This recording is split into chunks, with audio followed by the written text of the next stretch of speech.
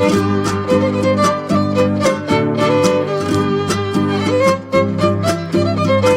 Friends, ಎಲ್ಲರಿಗೂ ನಮಸ್ಕಾರ. ಇವತ್ತೊಂದು ಸೂಪರ್ ಆದ ಟೇಸ್ಟಿಯಾದ ಹಾಗೆ ಫಟಾಫಟಾಗಿ ಒಂದು ಸಿಂಪಲ್ ಆಗಿ ಮಾಡುವಂತಹ ಸೌತೆಕಾಯಿ ಪಲ್ಯವನ್ನು ಮಾಡ್ತಾ ಇದ್ದೇನೆ.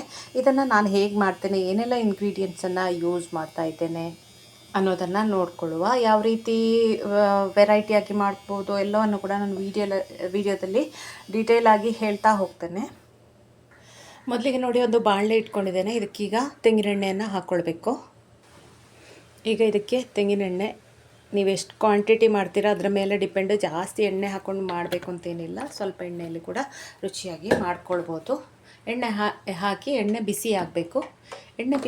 ಸ್ವಲ್ಪ ಎಣ್ಣೆ ಬಿಸಿ ಆಗ್ತಿದೆ ಅಂತ ಹೇಳಿ ಆದ ಕೂಡಲೇ ಸಾಸಿವೆಯನ್ನು ಹಾಕ್ಕೊಳ್ಬೇಕು. ಈಗ ಸಾಸಿವೆ ಇದು ಚಿಕ್ಕ ಚಮಚ, ಹಾಗಾಗಿ ಇದರಲ್ಲಿ 2 ಚಮಚವನ್ನು ಹಾಕ್ಕೊಳ್ತಾ ಇದ್ದೇನೆ. ಹಾಗೆ ಏನು ಅಳತೆ ಏನೂ ಇಲ್ಲ. ಸಾಸಿವೆ ಉದ್ದಿನ ಬೇಳೆಗೆ ಎಲ್ಲ ಒಂದು ಸ್ವಲ್ಪ ಒಗ್ಗರಣೆಗೆ ಹಾಕ್ಕೊಳ್ಳೋದು.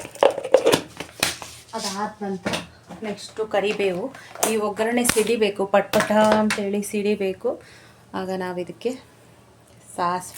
ಕರಿಬೇವನ್ನು ಹಾಕ್ಕೊಳ್ಳೋದು. ಕರಿಬೇವು ಇದ್ದರೆ ಕರಿಬೇವು ಹಾಕ್ಕೊಳ್ಳಿ. ಆಮೇಲೆ ಒಣಮೆಣಸು, ಹಸಿಮೆಣಸು ಎಲ್ಲ ನಿಮಗೆ ಎಷ್ಟು ಬೇಕು ಅಷ್ಟು ಹಾಕ್ಕೊಳ್ಬೋದು. ಒಣಮೆಣಸು, ಹಸಿಮೆಣಸು ಬೇಕು ಅಂತಿದ್ರೆ ಹಾಕ್ಕೊಳ್ಳಿ, ಇಲ್ಲಾಂದರೆ ಹಸಿಮೆಣಸು ಹಾಕದೆ ಕೂಡ ಇರ್ಬೋದು. ನೋಡಿ, ನಾನು ಸಣ್ಣ ಹಸಿಮೆಣಸು ಕಟ್ ಮಾಡಿಕೊಂಡು ಹಾಕ್ಕೊಂಡಿದ್ದೇನೆ. ಸಿಡಿತದೆ, ಮೆಣಸು ಹಾಕುವಾಗ ಸ್ವಲ್ಪ ಕೇರ್ಫುಲ್ ಆಗಿರಬೇಕು.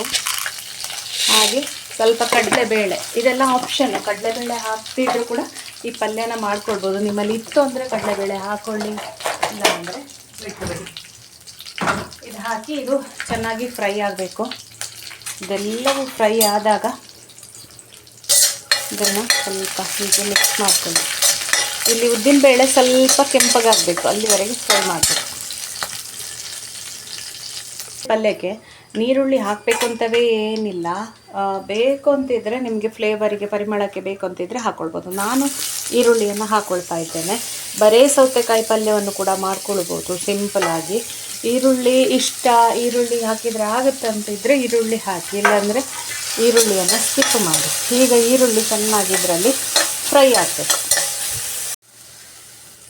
ಸ್ವಲ್ಪ ಇಂಗನ್ನು ಹಾಕ್ಕೊಳ್ಳಿ. ಇಂಗು ಒಳ್ಳೆ ಪರಿಮಳ ಕೊಡ್ತದೆ ಪಲ್ಯಕ್ಕೆ. ಇಂಗನ್ನು ಹಾಕ್ಕೊಂಡು ಫ್ರೈ ಮಾಡ್ತೇವೆ.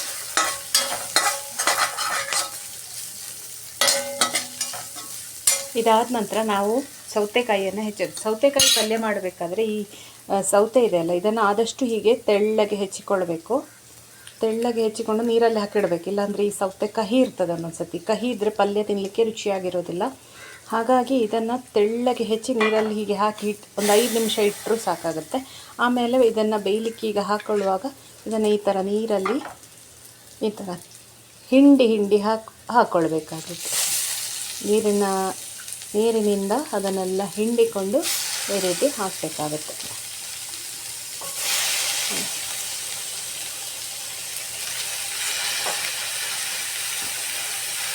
ಇದಕ್ಕೆ ಜಾಸ್ತಿ ನೀರೇನು ಬೇಡ ಬೇಯಲಿಕ್ಕೆ. ಯಾಕೆಂತ ಹೇಳಿದರೆ ಸೌತೆಯಲ್ಲಿ ನೀರಿನಂಶ ಇರೋದ್ರಿಂದ ತುಂಬ ನೀರೇನು ಬೇಡ. ಒಂದು 10ರಿಂದ 15 ನಿಮಿಷದ ಒಳಗಡೆ ಬೇಯುತ್ತೆ ಇದು. 10 ನಿಮಿಷ ನೋಡಿ, ಹಲಸಿನ ಬೀಜ ಇತ್ತು, ಒಂದು ಸ್ವಲ್ಪ ಇದಕ್ಕೆ ಹಾಕ್ಕೊಳ್ತಾ ಇದ್ದೇನೆ. ಜಾಸ್ತಿ ಬೇಕಾದರೂ ಹಾಕ್ಕೊಳ್ಬೋದು. ನನ್ನ ಹತ್ರ ಅಷ್ಟೇ ಇತ್ತದು. ಉಳಿದದೆಲ್ಲ ಮೊನ್ನೆ ಮಳೆಗೆ ಒಣಗಲಿಕ್ಕೆ ಅಂತ ಇಟ್ಟೆ, ಆದರೂ ಅದಲ್ಲೇ ಹಾಳಾಗಿ ಹೋಯ್ತು, ಸಿಕ್ಕಿದ್ದಿಷ್ಟೇ. ಇದನ್ನು ಹಾಕ್ಕೊಂಡೆ. ಹಾಗೆ ಇದನ್ನು ಈಗ ಚೆನ್ನಾಗಿ ಮಿಕ್ಸ್ ಮಾಡ್ಕೊಳ್ಬೇಕು. ಕೆಲವರು ಇದಕ್ಕೆ ಅರಿಶಿನ ಹಾಕ್ಕೊಳ್ತಾರೆ, ಕೆಲವರು ಹಾಕಲ್ಲ. ನಿಮ್ಮ ಇಷ್ಟದ ಪ್ರಕಾರ ಮಾಡಿ. ಬಣ್ಣ ಬಿಳಿಯೇ ಇರಬೇಕು ಅಂದರೆ ಅರಿಶಿನ ಸ್ಕಿಪ್ ಮಾಡಿಕೊಳ್ಳಿ. ಮೆಣಸಿನ ಹುಡಿ ಬೇಕು ಅಂತಿಲ್ಲ, ಯಾಕಂದರೆ ಹಸಿ ಮೆಣಸು ಹಾಕ್ಕೊಂಡಿದ್ದೇವೆ, ಒಣ ಮೆಣಸಿದೆ. ಹಾಗಾದರೆ ಮೆಣಸಿನ ಹುಡಿ ಮತ್ತೆ ಬೇಕು ಅಂತ ಇಲ್ಲ. ನಾನು ಸ್ವಲ್ಪ ಹಳದಿ ಹಾಕ್ಕೊಂಡಿದ್ದೇನೆ. ತುಂಬ ಹಳದಿ ಹಾಕಿದರೆ ತುಂಬ ಯೆಲ್ಲೋ ಬರುತ್ತೆ. ಸ್ವಲ್ಪ ಹಳದಿ ಹಾಕ್ಕೊಂಡ್ರೂ ಸಾಕಾಗ್ತದೆ. ಈಗ ರುಚಿಗೆ ಉಪ್ಪನ್ನು ಹಾಕ್ಕೊಳ್ಬೇಕು. ನೋಡಿ, ರುಚಿಗೆ ಎಷ್ಟು ಬೇಕಷ್ಟು ಉಪ್ಪು ಹಾಕಿ, ಕಮ್ಮಿ ಆದರೆ ಬೇಕಾದರೆ ಮತ್ತೆ ನೋಡಿಕೊಂಡು ಹಾಕಿ. ಮತ್ತೆ ನೀವು ಎಲ್ಲ ಪಲ್ಯನೂ ಮಾಡಿ ಆದಮೇಲೆ ನಿಮಗೆ ಉಪ್ಪು ಕಮ್ಮಿ ಆಯಿತು ಅಂತ ಅನಿಸಿದರೆ ಹುಡಿ ಉಪ್ಪನ್ನು ಹಾಕಿ ಮಿಕ್ಸ್ ಮಾಡ್ಕೊಳ್ಬೋದು. ಹಾಗೆ ನೋಡಿ, ಇಲ್ಲೊಂದು ಚಮಚದಷ್ಟು ಬೆಲ್ಲದ ಪುಡಿಯನ್ನು ಹಾಕ್ಕೊಳ್ತಾ ಇದ್ದೇನೆ. ನೀವು ಇಡೀ ಬೆಲ್ಲ, ಗಟ್ಟಿ ಬೆಲ್ಲ ಆದರೆ ಒಂದು ಸಣ್ಣ ತುಂಡನ್ನು ಹಾಕ್ಕೊಳ್ಬೋದು. ಇದಕ್ಕೆ ಬೆಲ್ಲ ಹಾಕ್ಕೊಳ್ಬೇಕು. ಬೆಲ್ಲ ಹಾಕಿಲ್ಲ ಅಂದರೆ ಟೇಸ್ಟಿ ಬರಲ್ಲ. ಬೆಲ್ಲ ಹಾಕಿ ಹೀಗೆ ಇದನ್ನು ಮಿಕ್ಸ್ ಮಾಡಿಕೊಳ್ಬೇಕು. ಇದಕ್ಕೆ ನೀರು ಅಂತೇಳಿ ಜಾಸ್ತಿ ಬೇಡ, ಒಂದು ಸ್ವಲ್ಪ ನೀರು ಹೀಗೆ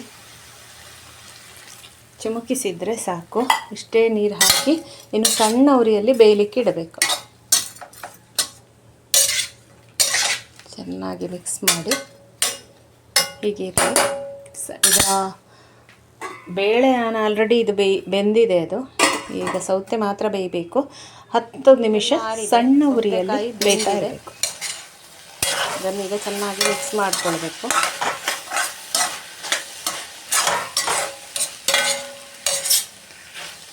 ಈಗ ಇದಕ್ಕೆ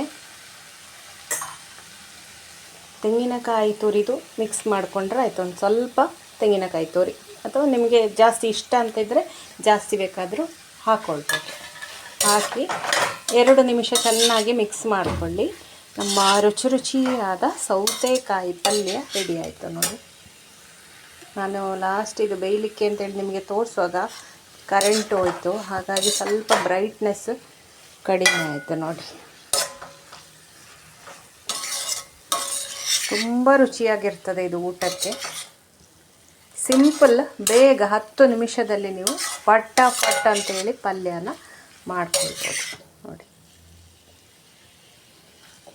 ಒಂದು 5 ನಿಮಿಷ ಹೀಗೆ ಮುಚ್ಚಿಟ್ರೆ ತೆಂಗಿನ ತುರಿ ಎಲ್ಲ ಚೆನ್ನಾಗಿ ಮಿಕ್ಸ್ ಆಗ್ತದೆ. ಫ್ರೆಂಡ್ಸ್, ನಿಮಗೆ ಈ ಸೌತೆಕಾಯಿ ಪಲ್ಯದ ರೆಸಿಪಿ ವಿಡಿಯೋ ಇಷ್ಟ ಆದರೆ ಖಂಡಿತ ಲೈಕ್ ಮಾಡಿ. ಹೀಗೇ ಬೇರೆ ಬೇರೆ ಸಿಂಪಲ್ ಟ್ರೆಡಿಷನಲ್ ರೆಸಿಪೀಸ್ ಜೊತೆ ನಾನು ಮತ್ತೆ ಬರ್ತೇನೆ. ಅಲ್ಲಿವರೆಗೆ ನಮಸ್ಕಾರ, ಬಾಯ್ ಬಾಯ್, ಟೇಕ್ ಕೇರ್. ರೆಡಿ ಆಯಿತು. ಇದೀಗ ಟೇಸ್ಟ್ ಮಾಡುವಂತಹ ಸಮಯ.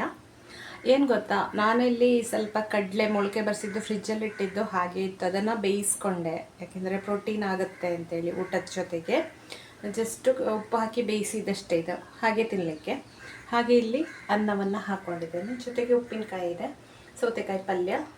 ಈ ಸೌತೆಕಾಯಿ ಬೇಕಾದರೆ ಸ್ವಲ್ಪ ತುಪ್ಪ ಹಾಕ್ಕೊಳ್ಬೋದು. ತುಪ್ಪ ಮತ್ತು ಸೌತೆಕಾಯಿ ಅನ್ನದ ಜೊತೆ ಈ ಥರ ಹಾಕ್ಕೊಂಡು